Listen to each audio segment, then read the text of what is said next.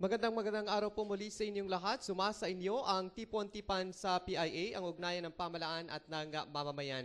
Ito po ang inyong lingkod, Oliver Tamayo Bakay, sa ngalan ng ating Regional Director, Director Purita sa Montelica. Sumasa inyo ang ating palatuntunan sa loob ng isang oras na talakayan.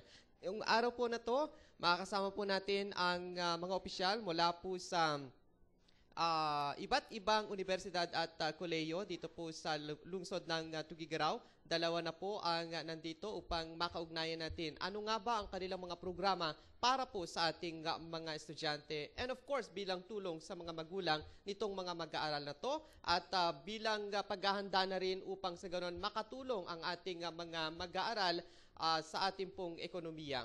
Kasama rin po natin ang mga media practitioners na lagi nating kaagapay dito sa ating palatuntunan. Unahin po natin silang kilalanin sa pamamagitan ni kasamang Angeli Mercado. Yes, magandang umaga po sa ating mga panauhin. Ipapakilala din po natin ang ating mga kasama sa pamamahayag sa pangunguna ni Mark Verson Maborang, reporter ng RBC. Nandito din po si Efren Tagkad, cameraman ng RBC. At nandito din po si kasamang Edmund Paincha ng DZCV. Nandyan din po si kasamang Digna Pagulayan ng DZTGRPN at si TJ Tudao ng DZCV din. At kasama din po ang ating manpower ng PIA. Nandito po si Kuya Tony Gayagoy, Modesto Ferrer, Sir Benji at Alvin De Los Santos. Mamaya-maya po ay makakasama natin ang mga kasamahan natin sa Bombo Radio, sa DWPE at sa iba pang mga radio stations dito sa Tugigaraw. Thank you very much, kasamang Jill. And of course, magpapasalamat tayo sa ating mga kaagapay sa RBC Cable, sa kanilang technical studio, si kasamang Elon at Chavita Balanza. At of course, sa RBC Cable, sa Clearview Cable Television ay si kasamang Marshall Bakiran. At sa Radyo ng Bayan ay si nakasamang Tami at si kasamang Letlet Taliping. Ngayon po ay kasama natin ang presidente ng Medical Colleges sa Northern Philippines at ang International School of Asia and the Pacific, si Dr. Ronald Guzman. At siya po ay atin pong kasama. Siyempre, alamin natin kung ano yung mga latest sa kanilang mga programs at kung ilan nga ba ang inaasahan nilang mga mag-aaral ngayong taon. Kasama din po natin ang Vice President for Academic Affairs ng University of St. Louis Tugigaraw, si Dr. Emmanuel James Patagwan. Of course, alam natin ang USLT ay pinag-uusapan din ngayon dahil sa kanilang mga programa at achievements din ng kanilang mga mag-aaral. At ang ibang mga universidad, aasahan nating darating mamaya dahil lahat po ng state universities and colleges ay inimbitahan po natin upang ilahad ang kanilang pong mga programa para po sa ating mga mamamayan.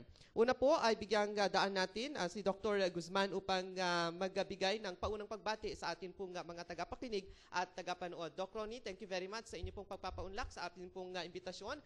At ano po ang inyong pong mensahe sa ating pong mag-aaral at siyempre sa kanila pong mga magulang?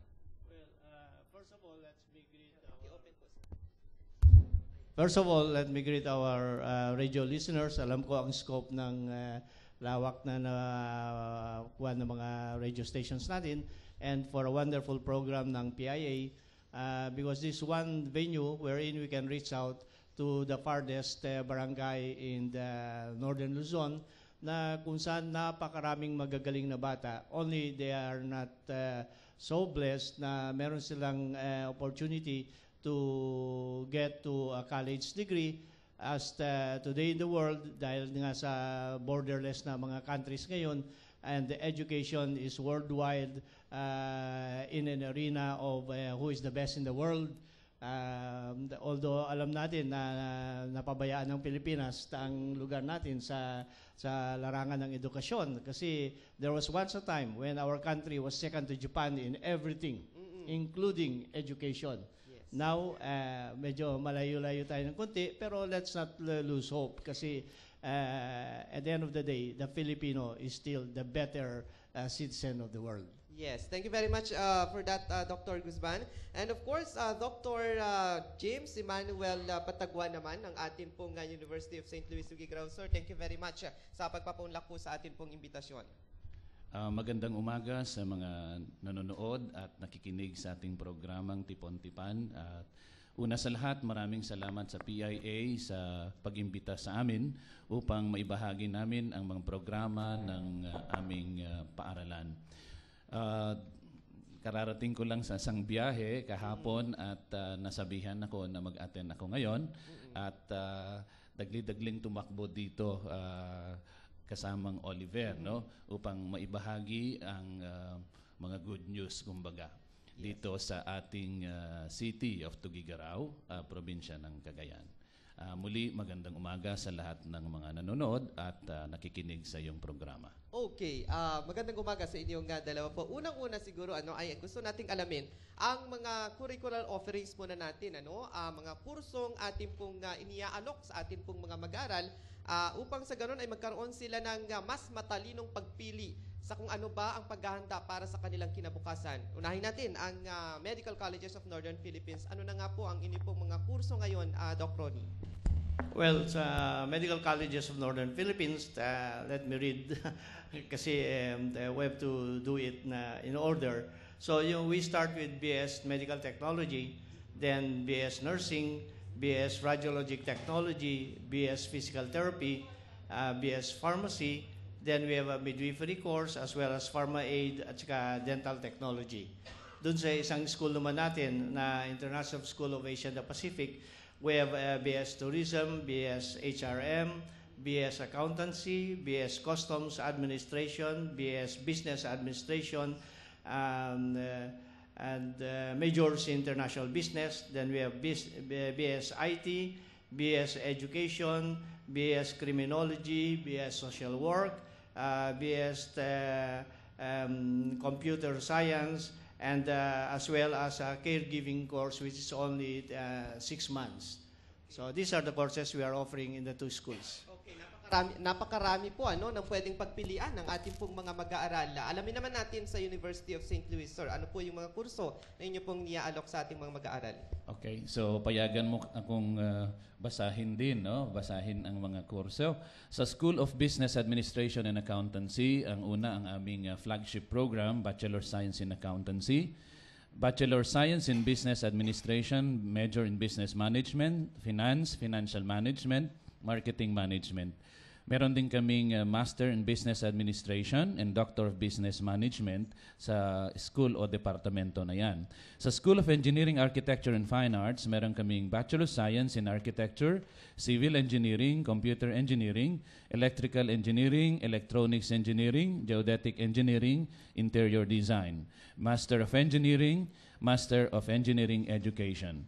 Sa aming School of Information and Computing Sciences, meron kaming Bachelor of Science in Computer Science, Information Technology, Library and Information Science, Master of Science in IT, and Master of Information Technology. Sa aming School of Education, Arts and Sciences, we have Bachelor of Elementary Education, Bachelor of Secondary Education, Bachelor of Arts. Meron din kaming Masters of Arts in Education, Master of Arts in Teaching, Master in Public Administration, Doctor in Public Administration, and Doctor of Education, Major in Educational Management. Sa aming College of Health and Allied Sciences, we have Bachelor of Medical Laboratory Science or MedTech, Bachelor of Science in Nursing, Bachelor of Science in Pharmacy, Master of Science in Nursing. Sa aming College of Tourism and Technical Vocational Education, meron kaming Bachelor of Science in Hospitality and Tourism Management, Bachelor of Science in Hotel and Restaurant Management, at sa aming pakikiisa sa TESDA, meron kaming Hotel Housekeeping, Food and Beverage Services, Commercial Cooking, Computer Hardware Servicing, and Healthcare Services. At isali ko na rin po na yung mga nagtrabaho na hindi nakatapos ng degree, meron kaming ETIAP na programa ito ng Commission on Higher Education na kung saan yung experience ng mga employed without a degree in college can finish the degree officially through the expanded tertiary education equivalency and accreditation program ng Commission on Higher Education. At higit sa lahat, gusto kong sabihin na ang St. Louis ay tumatanggap po ng mga special students.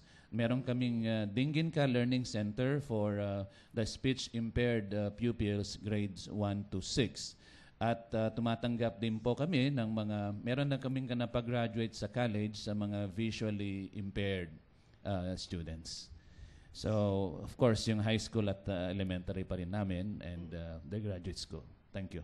Okay, so napakarami din po ng inio-offer ng University of St. Louis. Itong dalawang eskwela na to ay walang itulak kabigin dahil pareho po sila top-notchers sa iba't ibang kanilang mga fields. Of course, ang MCNP lagi rin pong meron pong top-notchers, especially sa nursing, Doc Ronnie. I don't know kung sa ibang courses, mamaya pag-usapan natin. And of course, ang St. Louis din, iba-ibang kurso kung saan na mayagpag din ang kanila pong mga estudyante. Sa ating mga kasamahan, na mga media practitioners, kung meron kayong gustong itanong tungkol doon sa curricular offerings nila at tuition fees, ito yung mga ating pag-uusapan.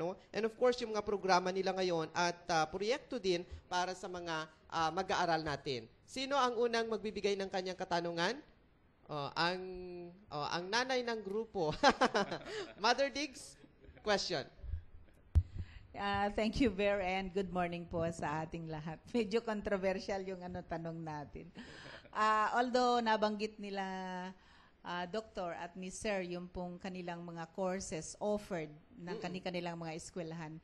Ang tanong natin, Ver, kasi sa dami ng mga estudyante na pumipili kung saan ba sila dapat mag-enroll.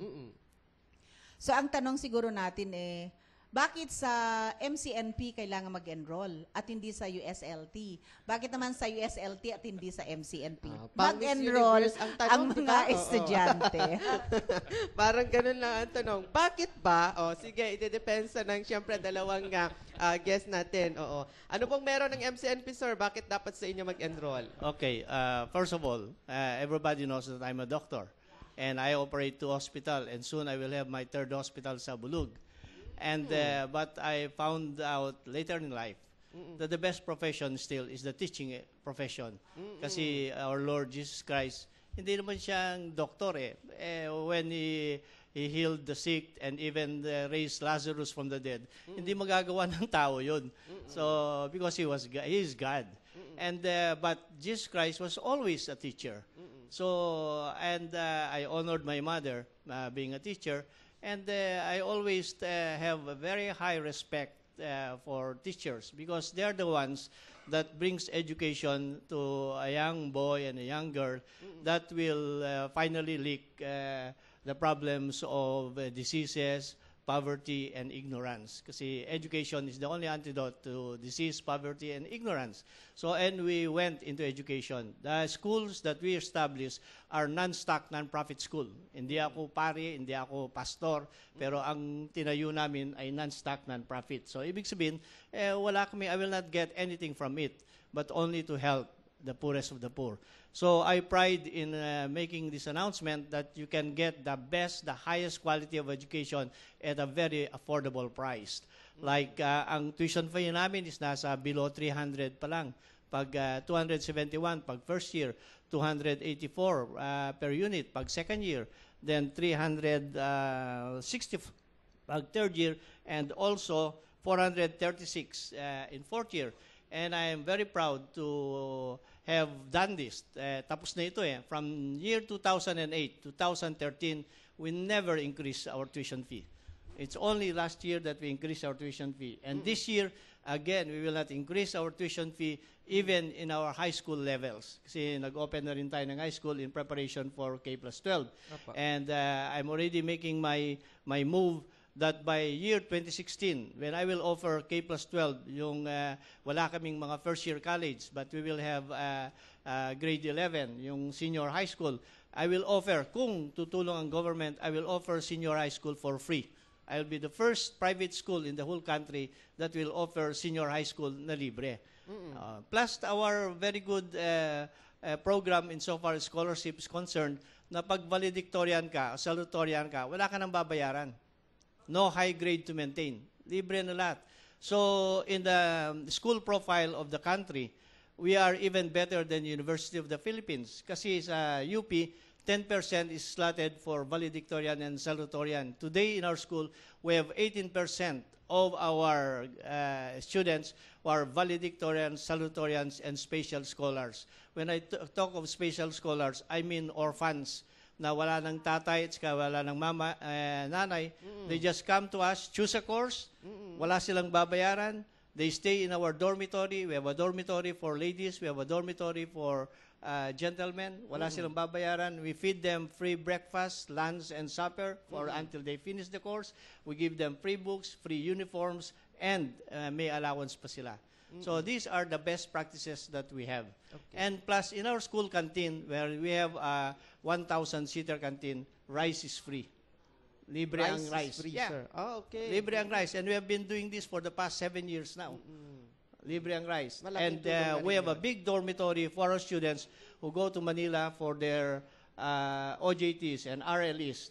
And they stay in our dormitories and they pay half of what other dormitories are charging. Only last year, we already bought a land in Boracay where we'll put up our own dormitory for our HRM and tourism who will be going to Boracay. So what we are targeting actually are the poorest of the poor. Pag pumunta ka sa school namin, wala kang makitang nakakotse na estudyante namin. And I'm happy about that. Kasi gusto ko talaga matulungan lahat. And I have students coming from all the way from Ifugao, from Apayao, Kalinga, Mountain Province, Ilocos Norte, Ilocos Sur. And kahapon nga, may nag-enroll sa amin. And they read, nakita nila sa Facebook about the school. Galing ng Cotabato. We have a student coming from Cotabato. No, Cotabato. So, yung program natin is really intended for the poorest of the poor. Okay. Kasi oo. ganun tayo. So, ayun, quality and affordable education yung para sa MCNP. How about sa ESLT, Doc James? Anyway, why St. Louis? We always believe because based on our research, ayon sa aming pananaliksik, tinatanong namin yung mga first year na naka-enroll sa amin, ano yung natatandaan nyo pag nag-campaign si University of St. Louis sa inyong paaralan?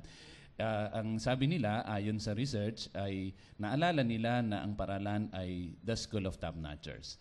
And in fact, we are working to make it a point that tagline will have to be registered under our name because we have consistently maintained or we have maintained such a tradition. And we go back to the fact that USL is a Catholic school under the leadership of CICM fathers, CICM meaning Congregato Immaculati Cordis Mariae or the Congregation of the Immaculate Heart of Mary. And their charism is preferential option for the poor. And USL also, in recognition of the difficulty of many parents, we have not increased tuition fees for 5 years. And then last year we did so, and it's because when we realized that there was Typhoon Milenio and there were several typhoons and farmers could not really raise much needed money for their children, we decided not to increase, despite the fact that the faculty members, some of them also are dreaming for greener pastures abroad. But the good thing is, of course, we still maintain a good number of our faculty members staying despite minimal salary, so to speak.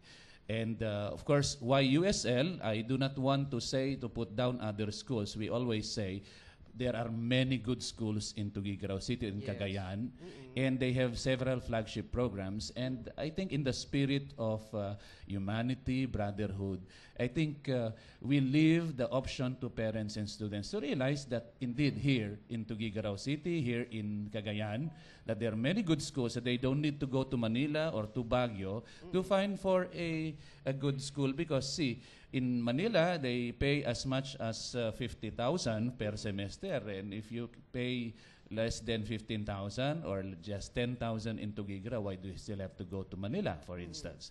Now, other than that, we offer several scholarships or student assistantship programs for very many students. And in fact, I tell you, as of the moment, we have hundreds of applicants to become student assistants. Those who will serve the school for how many hours, they probably in the library to count books or what, and all their fees will be free. So there are a lot of opportunities. When we go around, we say, money is not always a reason or a hindrance indeed to going to have quality education.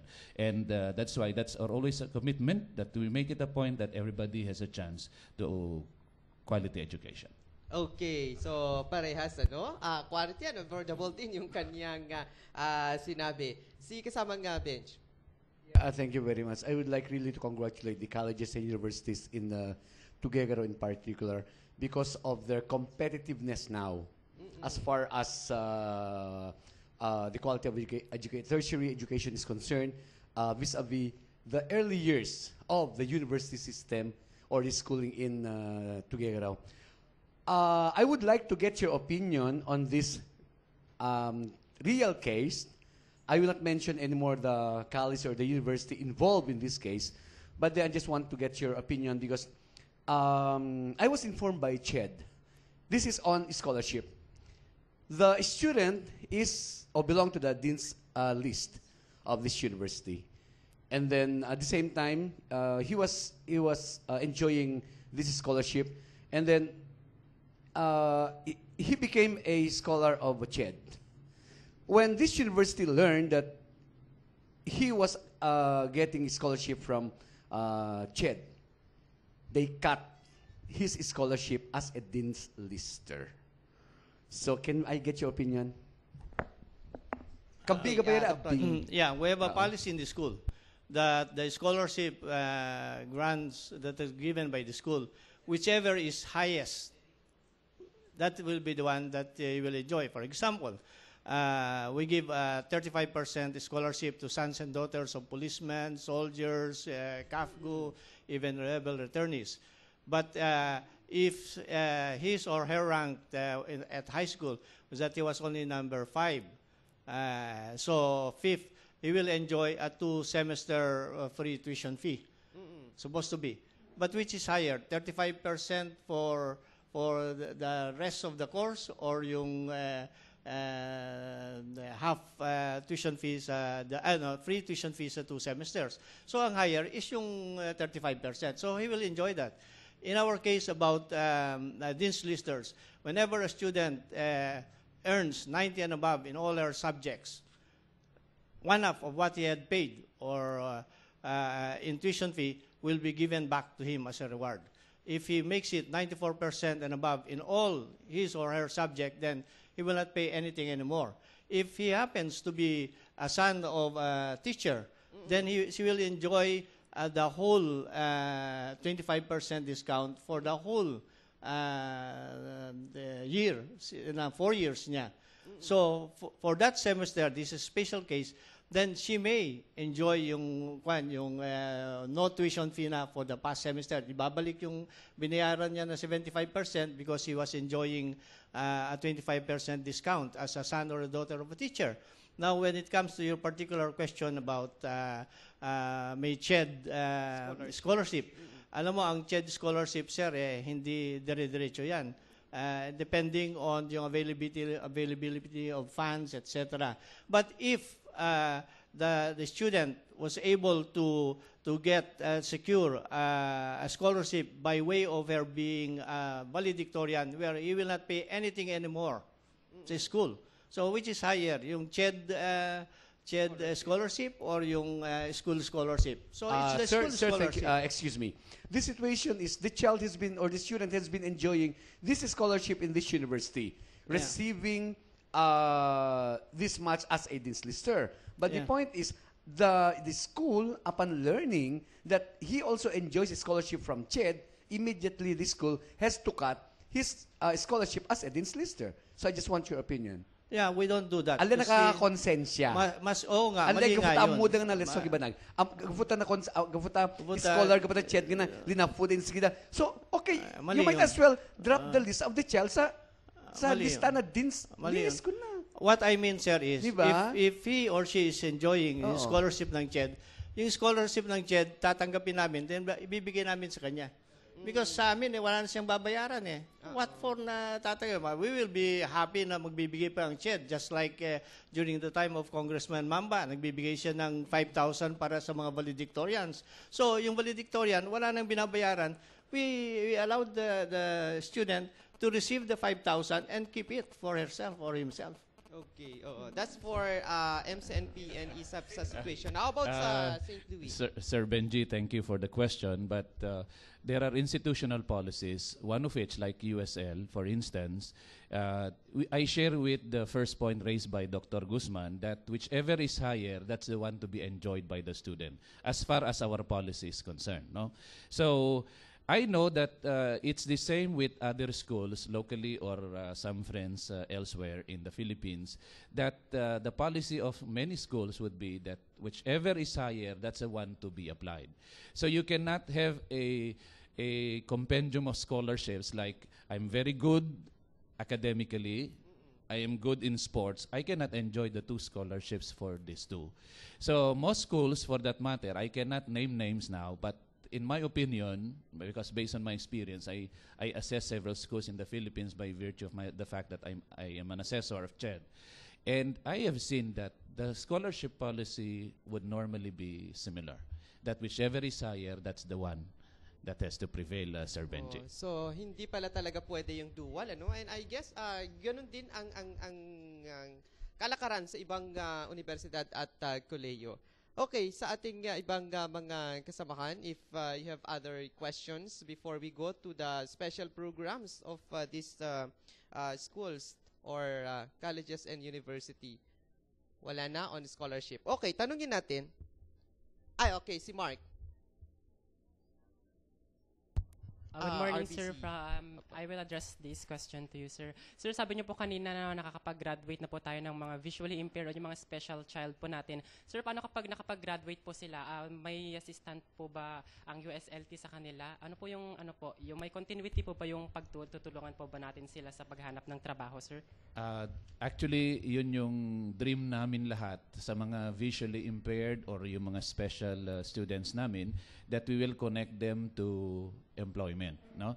So in other words, by virtue of our network with other agencies, for example, the School of the Deaf and Blind in Baguio and some others, we're able to get partnership for employment. The new thing we are connecting, we're trying to get our students who finish TESDA-related courses who are speech impaired. We are connecting them to probably hotels locally. We are yet working on that. But our dream is we will not really leave any student or graduate behind. We continually do tracer study to find out how else can USL help our students. So we are assuring the parents that once our students graduate, it will not end there. We will have to trace them, do a lot of connections to be able to get them employed. Okay. Okay, so dito naman tayo sa ating pong mga programs na inyo-offer sa ating pong medical colleges of Northern Philippines tsaka yung ISAP po natin. Doc Ronnie, kanina bago tayo nagsimula, meron kang sinishare na inyo pong partnership program internationally. Can you share this dito po sa ating mga magulang, of course, sa ating mga tagapanood at tagapakinig? First of all, we're very blessed na we have the opportunity to help further our graduates kasi we don't just want them to just receive a diploma and then after all, bahala na sila sa sarili nila. Actually, we even go farther than that. So we go around the world now visiting our graduates. How are they well employed? How are they doing well? And if they can help the succeeding graduates also be employed. And but our particular program, which started 7 years ago, is our Nihongo connection, our Japanese connection. Wherein today we are offering Nihongo in both schools, MCNP and ISAP. And I believe we are the only school in the country offering heavily Nihongo programs because last semester we had 4 Japanese teachers teaching Nihongo in our schools. And today we are still waiting for one more so that yung Nihongo program namin will be more entrenched insofar as connecting Japan to the Philippines. Right now, we have the University of Toyama, which is our sister university. and no less than the director of the Bureau of Education of Toyama Prefecture visited us already 3 times. And we are going heavy on our program on radiologic technology and nursing, because Japan needs 1 million healthcare givers by year 2016. And we are waiting for that. We visited several hospitals in Japan, and we are now having a formal talk on having our students go to Japan who are already conversant and who can read Japanese and write Japanese after 4 semesters. Ganun kagaling ang Pilipino, madali ka maturuan. Kaya nga, we were visited by no less than the assistant consul of the Japanese embassy, because they could not believe that there is a school offering Nihongo heavily. And so when we went to Japan, we met the mayor of Toyama City, and there was an exchange of programs that we are going to increase our OJTs in Japan. Like we will be sending our graduates already in not even board courses like BA, HRM, IT. Nandun sila sa Japan earning 175,000 pesos a month, peso na. Pero mataas ang tax sa Japan, 30%. And fresh from school. So, ganun ang ginagawa natin. Kaya lang, ang hindi maganda, ang Philippines at saka Japan have the same policy na restrictive tayo. Yung pinupuna na POEA pa, pinupuna ng CHED, bakit kayo nagpapadala sa Japan? Sabi ko, may opportunity for our graduates. Kako, no, you have to pass through the government. Well, our government did that 5 years ago. We sent 232 nurses to Japan through GMA. Inaccept nila. But after 10 months, they were asked to take the Japanese language oral and written exam. Isa lang ang pumasa. Pinauwi yung 231. So therefore, it's simple. All we need to do is teach our professionals Japanese. And then they can go to Japan. And right now, we sent 12 of our students. Nag-exchange program kami sa University of Toyama. And by this year, magpapadala sila ng 25 Japanese students also to emerge sa educational system natin. So this is now opening up Japan. And mind you, it is true that Japan will need 1 million health workers. We have been there for 2 weeks. Ang makita mo, puro matatanda. 2 days ako sa Japan, na-shock na ako. Bakit walang bata? Bakit? Where are all the children? Ako. And so they brought us to an elementary school. 35 lang sila. You know, in our in our country, we have 75 in each classroom. Here you have 35. No, once upon a time, we had also 50. Now, what will happen 20 years from now? Then we'll go down to maybe 15, sabi nila. So, Japan is a rapidly aging nation. Okay. And they will need health workers. That's why our nurses, our caregivers, our physical therapists, our medtechs are on directed towards jobs in Japan. Doc, ito po bang Nihongo na ating sinasabi ay subject doon sa mga iba-ibang courses or meron pong special? Lahat, all our yung binanggit ko ng mga courses may Nihongo na sila. Okay. Kasi nagtaka ako yung tinanggap nila HRM graduate, BE graduate, IT graduate to teach English and Nihongo. Kasi ako nga hindi ako nakakapaniwala sa galing ng Pilipino Nung last semester, yung isang teacher namin, Wakabayashi, 18 sa estudyante niya, naka-perfect ng exam.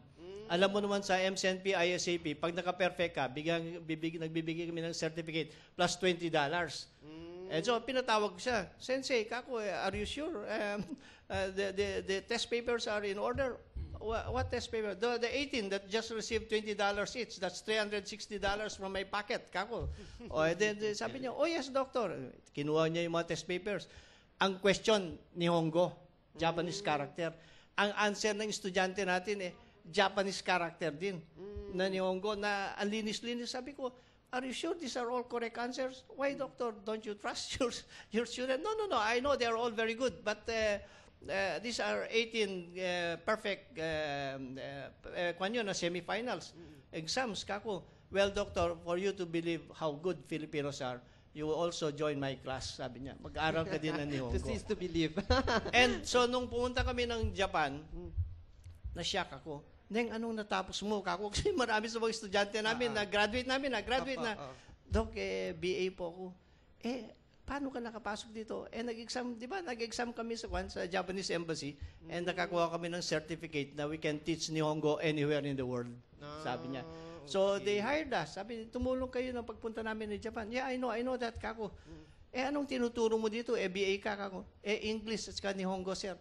Nagtuturo ka ng Nihongo sa Japan? Kako.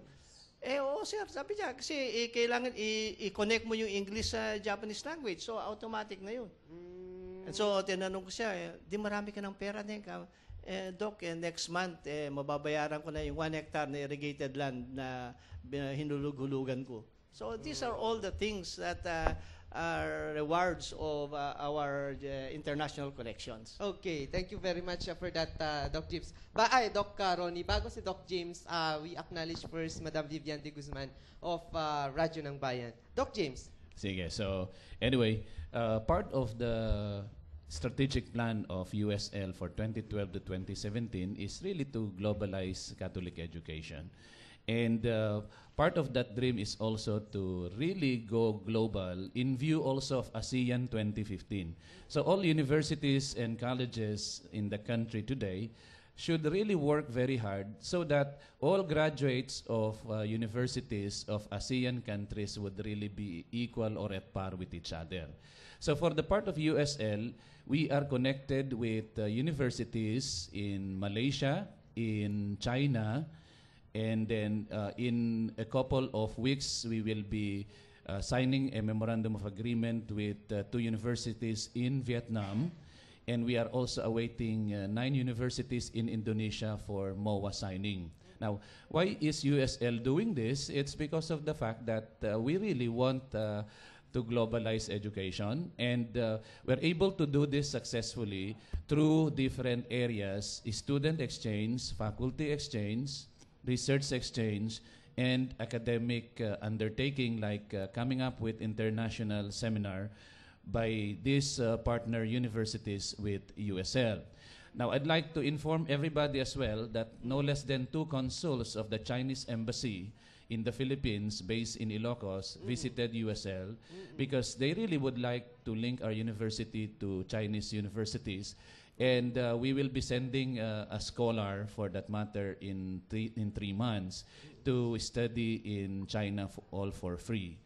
And other opportunities, for that matter, we have faculty members also from China. They came over to teach Mandarin Chinese. Now, I share with Doc Ronnie the belief that if a student graduate of our university would have a language other than English and Filipino learned in school, they have an edge over the rest. Now, I tell you, in all our programs now, our engineers now, they have Nihongo or Mandarin. So, well, let us go back to pronouncements that the 5 major languages that we have to be, as a university, to look into, to be offered in school should be, of course, number 1 is English, Mandarin Chinese, Nihongo, French, and Spanish. These are the 5 major languages that every school should remember that this should be mastered by the students. A combination of 2 or 3 or all the 5, that would be a greater edge over another graduate in any ASEAN university. So we will not stop from there. Our dream is really to go all Asian countries that we're able to partner to at least 2 universities. And we will not really stop, as I've said, because if we want really to be global and to be comparable with Singapore, with Thailand, and all others, we've got to partner with them and see how they do things. So we do a lot of benchmarking, for that matter, and we bring it home. And I think in the previous years that we did this, we were successful in this cooperation for student exchange, faculty exchange. There is a rich understanding because today we're living in just one world. So no more ASEAN, no more Europe. We should be living in one community of education. So education should just be one globe, and therefore we are working towards that direction. Kasamang Oliver. Yes, thank you to Dr. James.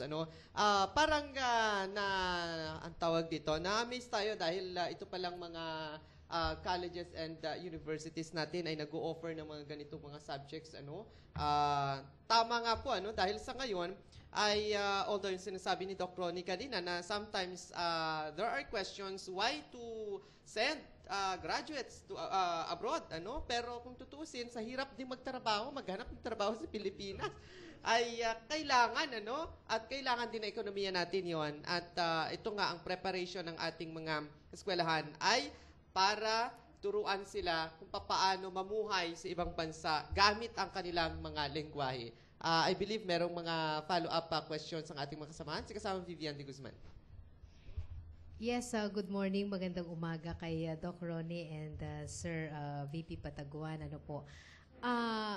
I was about to ask kanina kung ano po yung mga adjustments na ginagawa natin sa ating curriculum. Meron ba tayong mga nai-integrate na doon bilang preparation for the ASEAN integration kako nga. Pero world na nga po pala yung kanilang pinag-uusapan. Ngayon, hindi lang ASEAN. Kaya sige na, ibahin ko na lang yung aking katanungan. Okay. Sa K-12 tayo, are there preparations na ginagawa na rin po ninyo? Because for sure, ang higher education institutions would also play a very, very great role dito ho sa success ng K-12 natin come 2016. Lalo na doon sa 2-year senior high school implementation natin. Both sa inyo ho, ano ho yung mga preparations? Idugtong na rin natin, ang kasamang Vivian, magkakaroon ng yung agam-agam ng ibang mga kolehiyo at universidad na dahil dun sa K-12 implementation, meron ding 2 taon na magiging konti ang papasok dahil magiging nasa senior high school pa rin sila. So anong paglilinaw at kahandaan ng ating mga universidad? Okay, so USLT. sa USL, actually handa na ang aming grades 11 and 12 curricula. So ready na yon, matter of putting only the schedule, yung oras, no? Pero una sa lahat, talagang sadya sa 2016 to 2018, wala tayong estudyante ng college, kumbaga. Kasi pupunta sila sa grade 11, tapos grade 12. Now, ang kailangang ihanda natin dahil merong mawawalan ng trabaho sa kolehiyo, kunwari, dahil wala ngang first year and second year. So, dapat ready ang paaralan upang sa ganon, yung walang trabaho sa kolehiyo, pwede silang maging guro dun sa grades 11. Pero dapat meron silang kaukulang kwalifikasyon. So kung kunwari, si St. Louis mag-offer ng lahat ng tracks as prescribed by DepEd.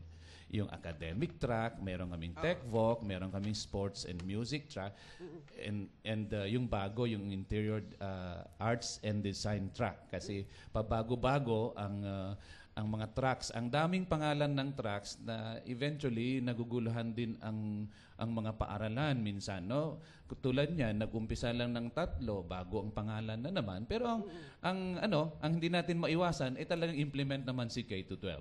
Now, handa ang aming paaralan tulad niyan, pinapunta namin yung mga ibang guro na makita naming mawawalan ng trabaho sa kolehiyo, pinapunta namin silang nag-aral sa TESDA. Upang sa ganoon, pwede silang magturo ng TESDA-related subjects dito sa senior high. Pero ang isa pang tinitingnan is, una sa lahat, dapat handa rin ng paaralan na magkaroon ng pasilidad upang maging accredited senior high school provider.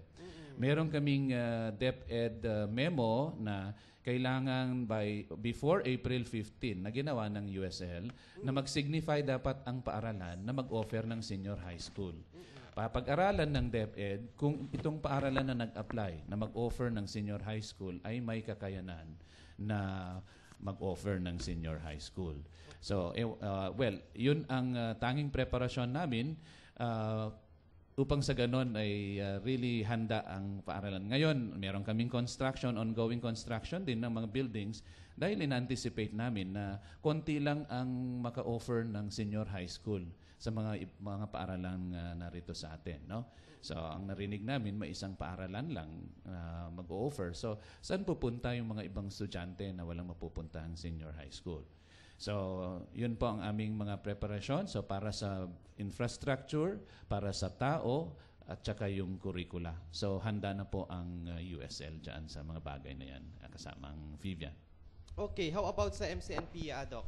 Okay, I'll give you a brief history ng yung K+12 because I've been questioning this as far back as 8 years ago.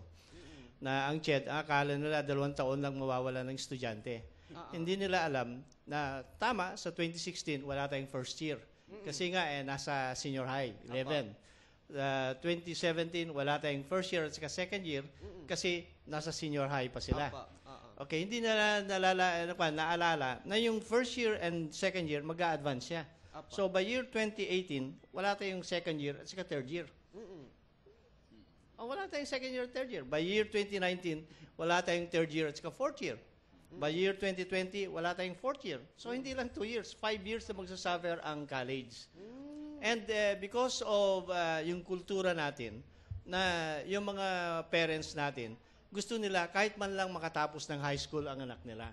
So, kung nakaabot ka lang ng junior high na fourth year, hindi ka pa graduate ng high school. Kailangan mag-senior high ka. Yes. So, yung mag-senior high, cost sa parents yun. Kaya lang wala tayong magawa because we are the only country in the world na 10 years ang basic education. So, lahat ng countries, kahit na Vietnam, kahit na yung mga poorest country in Africa, 12 years na yung junior, basic education. So, ang mangyayari niyan, magkakaroon na tayo ng problem. So, para lang buo yung pagkaintindi ng TV at saka radio listeners natin, yung Cagayan National High School. Nagpag-graduate sila itong year nito ng almost 2,000 graduate, no? And by year 2016, I asked the principal na kung how many will they expect to graduate. Then they're saying that mga 3,500 ang ipapag-graduate nila ng high school. So, makita mo na even in space, hindi kaya ng existing schools na magdagdag ng building. So, that's why i-open nila sa private education who will have more than enough of the 38% that go to college. Kasi in our statistics, pag graduate ng high school, 62% hindi na magtutuloy yan. Tapos na. Hindi na sila, hindi kaya ng parents, o kaya gusto na magtrabaho yung bata sa farm, mga ganun. So 38 lang ang pupunta. So we will have a situation wherein 62% na dapat hindi magtutuloy na mag-aral, na nasa bahay lang, ay mag-aaral na ngayon. Kasi hindi pa siya nakatapos ng high school Mag-senior high pa siya. So just imagine, Cagayan National High School, 3,500. So I asked the principal, how many can you accommodate? You are being prepared to accommodate senior high school. Sabi niya 500. Now, sa Cagayan National High School lang, there will be 3,000 na maghahanap kung saan mag-aral. And so, in our case, na-prepare ko na yan. So, that's why we offered high school 3 years back. So, para mag-comply na kami sa requirement. And then, with ISAP Senior High, we will establish a high school in our lot sa Atulayan, being the center of Cagayan National High School, then Linao National High School to be serviced. Kasi I expect about 2,000 students ang magwawala sila. Saan sila pupunta? What St. Louis can accommodate is the number of students na ine-enroll nila ng first year. But now, you have to multiply that by 2. So, kasi 62% ang papasok na ngayon. Dati-dati hindi pumapasok. So, magkakaroon ng problema yan. So, it's up for the private sector to expand. Now, I'm building up a senior high school sa Tabuk because we have ISAP Tabuk campus. So, mag-umpisa na ako sa Tabuk and we qualified. And whether the government will like it or not, they will accept any private school that will have a classroom for senior high.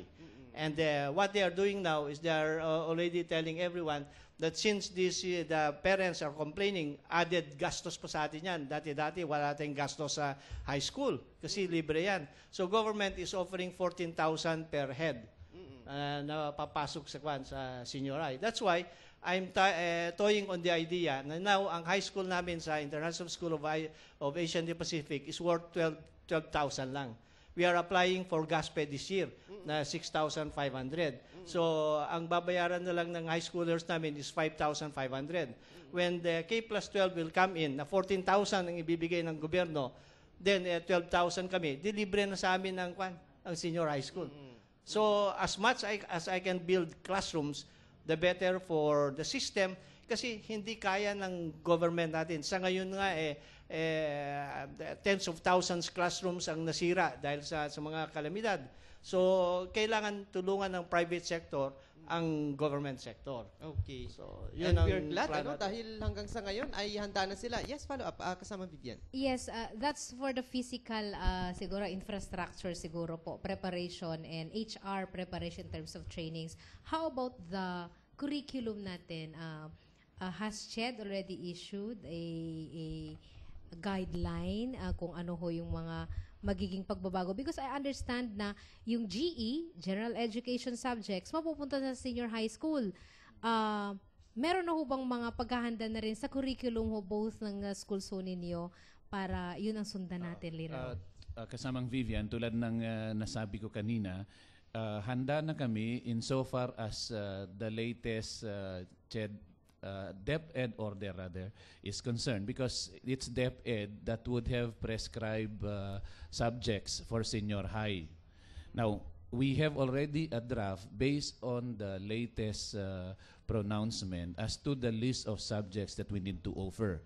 But as a matter of policy and practice, private schools have the right to add up institutional requirements. So, for instance, we are a Catholic school, therefore, we need to put theology or religion, which is part of our charism as a Catholic educational institution. So, we have a little leeway to add up to the existing curricula of DepEd. We have already a kind of pronouncement from CHED about the general education curriculum for college. So, which subjects are supposed to go to senior high so that they will not repeat that anymore when they go to college. So that college will already be straight either 3-year or 4 years, for instance, for engineering.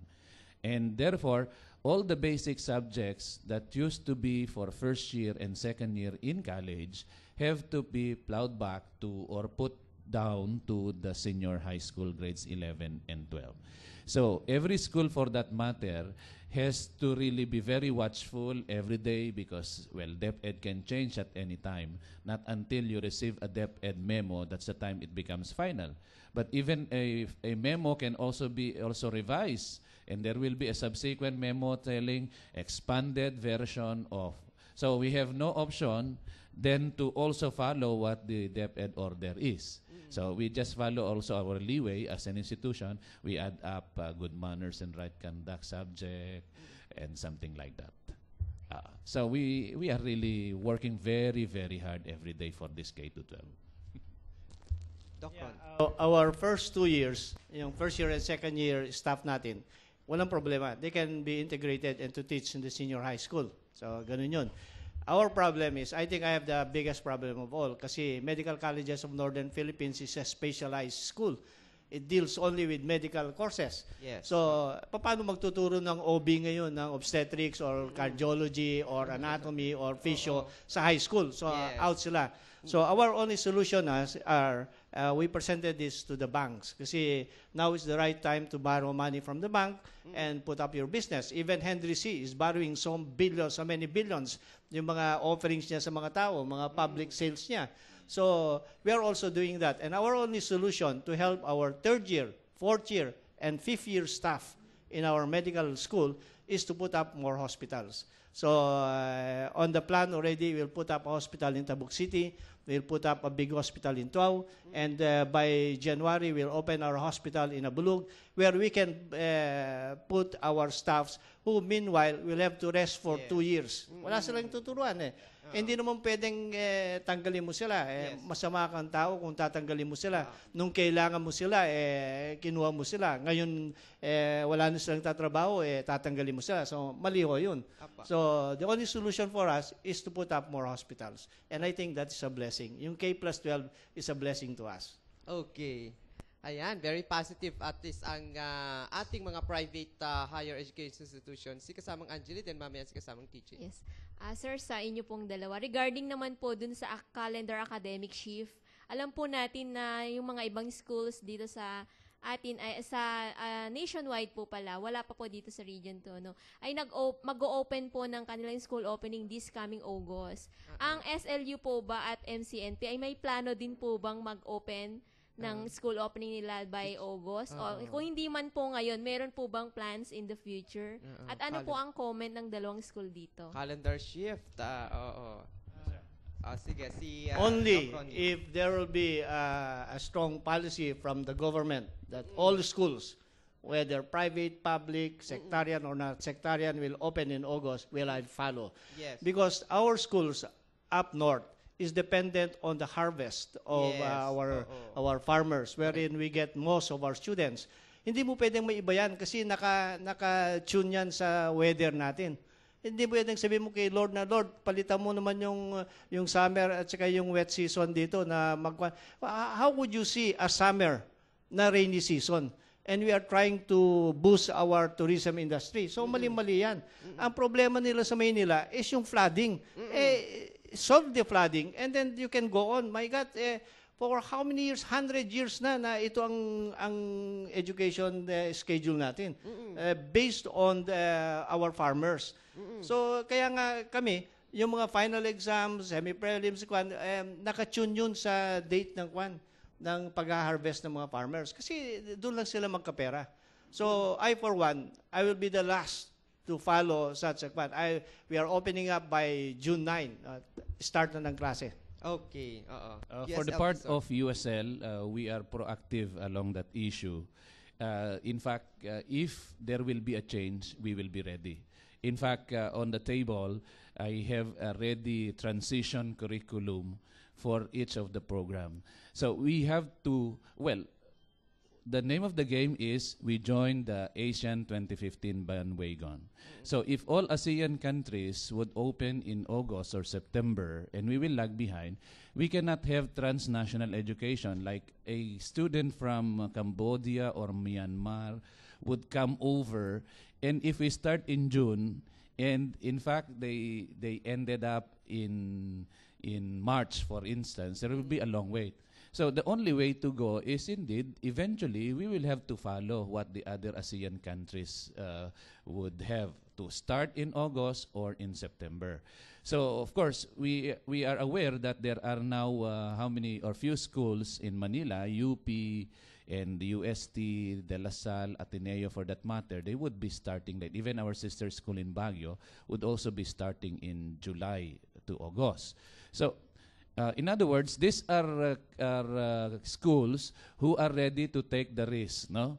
Because again, what will your teachers do in June and July while waiting? So if they have money to pay their teachers for June and July, why not? Because, they are really towards the direction of ASEAN 2015 of starting really in August or September. So for the part of St. Louis, we are probably wiser that we are just ready for any eventuality.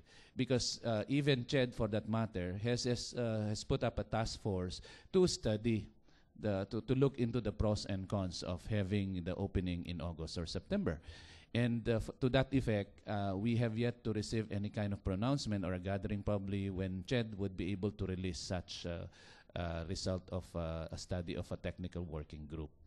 Okay, Dalawa pa lang yata ang nag-implement kasi Madam Vian, di ba? But Yes, do you have dalawa. do you see a year, sir, when to implement that? When to implement the shift sa USLT? Like what I said, in fact, if within the year they will say, or CHED will say, every school should really prepare, we are ready. But again, the spirit of ASEAN 2015 is all schools in Asia or in the Southeast Asian nations will have to really be together. So they should start in August or September as such. I don't think Sir Ched will issue a pronouncement this early siguro for the next 2 or 3 years dahil ang open din po ang Ched. In fact, they are saying na depende yan sa HEI, kung kailan ho niya talaga yan ipatutupad. They had that pronouncement, depende sa HEI, but eventually there was a word of caution din That's why there's a technical working group, and usually the result of the technical working group, whatever discussions they have made, it's put into consultation with HEIs. So they will be calling. In the same way as when there were new provisions, new GECs and all that, or new subject offerings, they would normally also request us to attend a consultation. What can you say about our plans and all that? So that's how CHED works. Okay.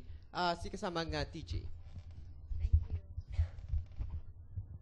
Morning, sir. Is there any special program o kaya students' participation to address climate change sa ating mga kolehiyo?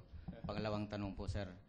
Yung pong sa inyo po sa private colleges, universities, yung pong kompetensya na ginagawa ngayon ng subsidized semi-government na universities sa yung program. Kasi yung ino-offer nyo ngayon, ino-offer din ng semi-subsidized government universities. Okay. So, climate change muna. Climate change muna. Okay. Sorry. For the part of USL, we have an institutionalized program. We call it Kaibigan ng Kalikasan program, whereby from the janitor to the security guard to every employee has to be conscious of nature or the environment. And again, to perfect an environmental program is not easy because you say, let's have a clean and green. Well, it's really clean and green for day one, but if you'll not follow that up, Yes. the rest will not follow. But anyway, like what I said, the school has programs to promote environmental consciousness and climate change included. And in fact, we take part, and I'd like to tell our listeners and viewers for that matter that in USL, for instance, we have a multi-million gadget for air monitoring as part of our partnership with DNR. And this gives data about, for instance, the situation of the air or quality of air in Tuguegarao City. And this are months. This is a month. How many months old gadget? And eventually, we look forward to sharing that whatever results or the equipment would be able to produce, we'll be able to share so that everybody will work towards love for the environment and all that. And the second aspect, kasamang Oliver, yung second na tanong ni Sir ay tungkol sa kung meron tayong ano niya kanina? Dun sa kompetensya Yung daw po, kompetensya merong sa mga- bakit yung kunwari kung state university ino-offer din nila yung mga program din ng private schools. Apo. In many sessions I shared with Doc Ronnie, I'm aware that we always say, what should government do so that the private schools would not also be deprived of their flagship programs to really prosper or to even go higher heights? Kasi niyan, we are good in engineering pero inire-repeat din ng government school. And good in accountancy, they also offer accountancy. Now, in effect, only those who are above average can go to our school. Now, in other words, so the competensya is, they will kill eventually private schools in the process, knowing, for instance, that if the marketing program would say no tuition fee, but in fact, they have other fees, no? So no tuition fee, but they have fees still to pay. So in the thinking of a parent, wala palang tuition fee. No? Wala palang tuition fee. But in truth, we always say it's only in a personal discussion that we make, but as a school, so be it. We are in a situation where our state schools are offering the same programs. The only thing that we can do is to move forward. We offer, improve our equipment and facilities, and that's the only way to go. And I tell you, some students coming from government schools also will go back to our school just the same at the end of the day, when they realize that there are no facilities that would be used, for instance. No offense meant, of course. Yes, okay. How about Doc Ronnie, any comment to that? And so far as climate change is concerned, the only thing we can do now is to lessen the devastating effect it has on all of us. This will be with us until maybe our lifetime. But anyway, last year I had a requirement for my incoming students that instead of bringing in a certificate of good moral character, wala naman magsasabi na itong babae ito patiwara o itong lalaki ito drug addict. Wala. O, lahat ng pinipirman mga barangay captain, teacher, pare, good moral character. Useless naman. I'm 20 years now in education. Wala pa ako nakikita na nagsabi ng totoo. So sabi ko, from now on, all you need to do is to plant 10 trees in your orchard. And let the barangay captain, the teacher, the principal, the pastor, the pari sign na nagtanim ka. O kung gusto mo manloko, isulat mo na magbilang ka ng 10 na doon sa paligiran ng bahay mo at sabi mo na ikan mo yan. Para importante, if that time 1,400 were coming in for first year, and then there will be times 10, meron 14,000 na kwan. So that's our policy right now. Whether they do it or not, at least we're doing that. But we have a program with the mayor of Tuguegarao and the director of DNR, si Tumaliwan, wherein we will plant bamboos along the Pinakanawan and the Cagayan River. And I saludo ako kay Totoy Perez kasi alam niyo yung mga shaded trees ngayon along yung Macapagal Boulevard, UCV ang nagtanim dun ayaw nga niya mag-share Sabi ko, Manu Totoy, akin na yung mga lugar na kwan na wala pang tanim. Ay hindi, amin yan.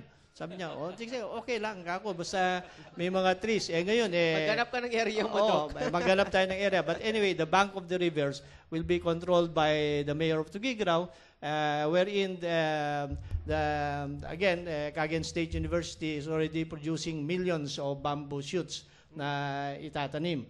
So program ng gobyerno yun na nakapasok din tayo doon. And I hope all schools will be joining in too.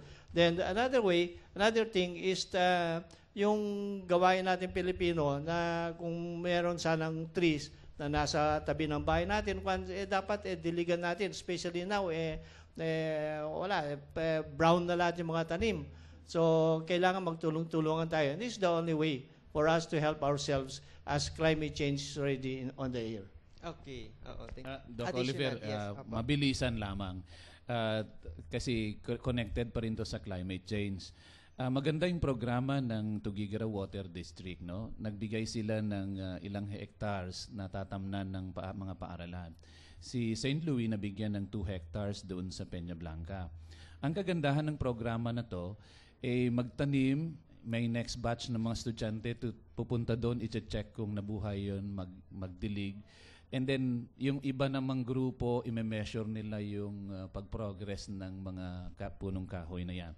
And this is part of our contribution din sa not only to mitigate climate change, but again, to provide water for Tuguegarao. Kasi yung watershed sa Peña Blanca, one of the sources of water of Tuguegarao. Yes, correct. So, it's a continuing program and every year, or in fact, every month, 2 batch ng estudyante or professional ang pupunta doon sa binigay sa amin. At maganda na kung lahat ng mga paaralan ay meron ding ganyang programa. Sali din sila doon sa plantation na yan ng Tuguegarao Water District. So makiisa tayo doon dahil ito yung magandang programa. Dahil problema na ang tubig, at kung inyong makita sa mga news sa nakaraan, talagang problema na natin ang tubig. That's one thing we'll have really to look into as well. Okay, oo. Actually, yung area na yun, I guess, nakapagtanim na ang Informers Club kasamang TJ, At yung area ng schools kasi doon, parang nadaanan natin yun yung sinasabi ng taga-MTWD na ito yung sa USLT, ito yung sa mga ganitong mga school, sabi niya. So, nakatulong ang ating media practitioners doon sa part na yun at nagpapatuloy ang ating programa din para diyan. So for now, I guess okay na tayo. One last. Sige, sumisingit si kasama diyan. Okay, one last. Alam mo, blessings na hindi dumating ang ibang guest natin dahil sa dalawa pa lang, si kay President at kay Vice President, ubos ang 1 oras natin. Sige, kasama Vivian, for the last question. Yes, kasi hindi maiwasan na talagang itanong ito kasamang Oliver, Okay. Kasi ang USLT at MCNP ISAP ay talaga naman schools na may pagmamalaki natin. Though nandito sa probinsya, but they are at par with the best schools sa Maynila. Ako hindi man sa iba sa Asia, di ba? So, ano ho ba ang sikreto? Kasi, ang dami na napatunayan ng MCNC, NPE sa USLT din dahil dun sa pagiging top-notchers ng Yes, sa mga mga graduates board natin exams. sa mga board Oo. examinations. Una-una, ano ho yung commitment natin na tuloy-tuloy na ganyan ho ang ating mapuproduce at ano ho ba yung sikreto? Bakit ganun hong laging ang dadaming nagtatap na taga Cagayan, taga Region 2 provinces and other nearby provinces from the Cordillera de Ilocos from ISAP, MCNP, and USL?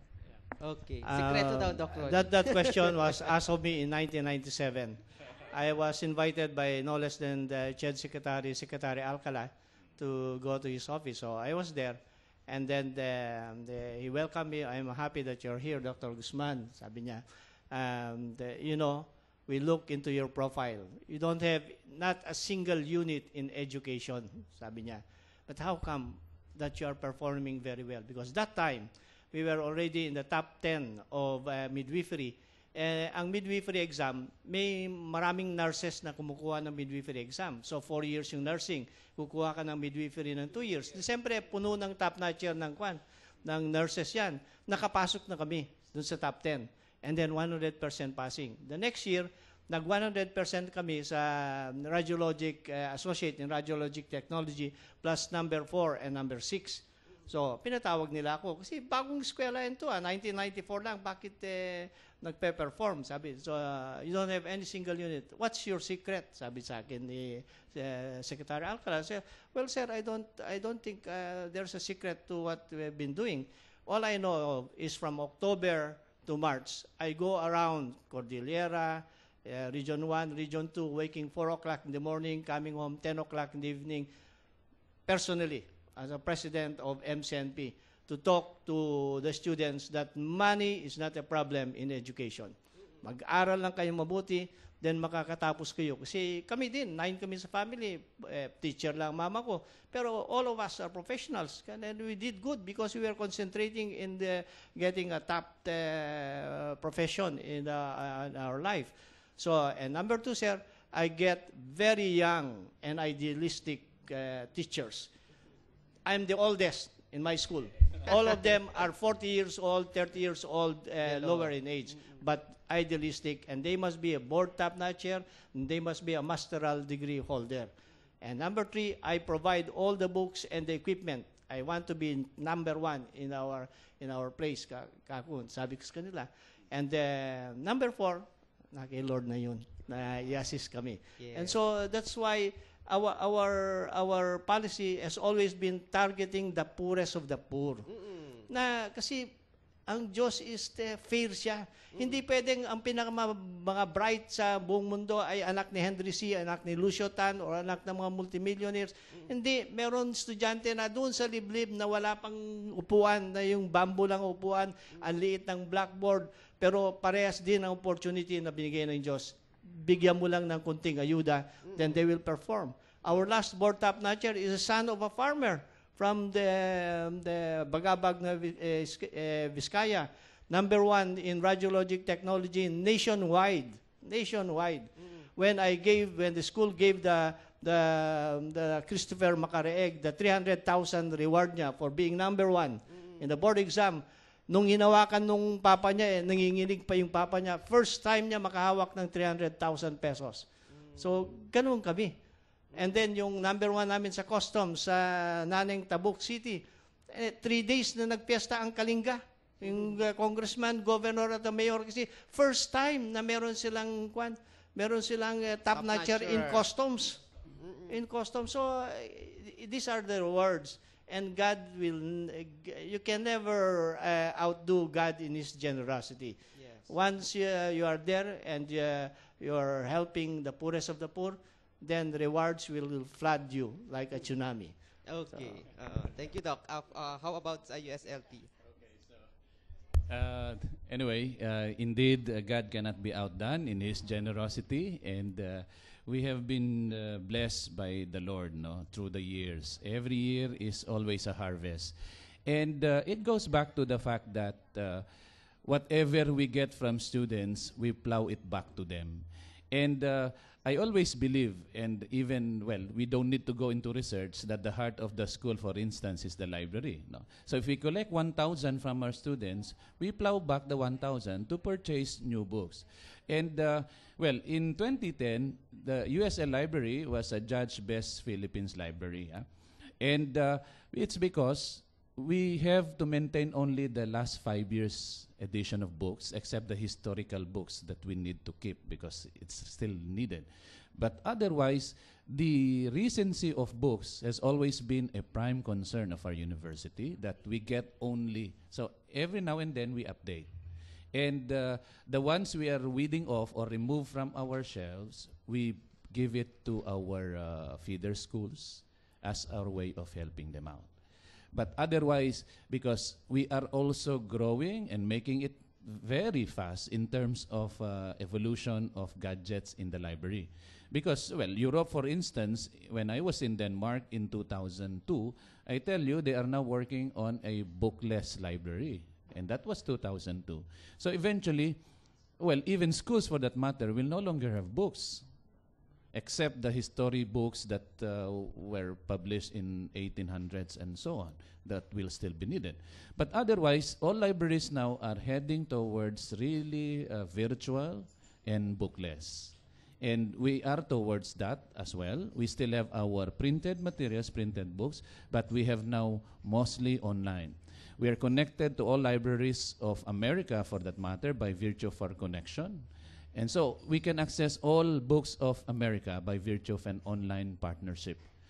And then we are also connected with a lot, Academic One File. So we have a lot of connections. And indeed, if we use the collections we make for equipment and facilities, as we avowed, knowing that we only collect very minimal tuition fees or miscellaneous fees, kasamang Oliver, no?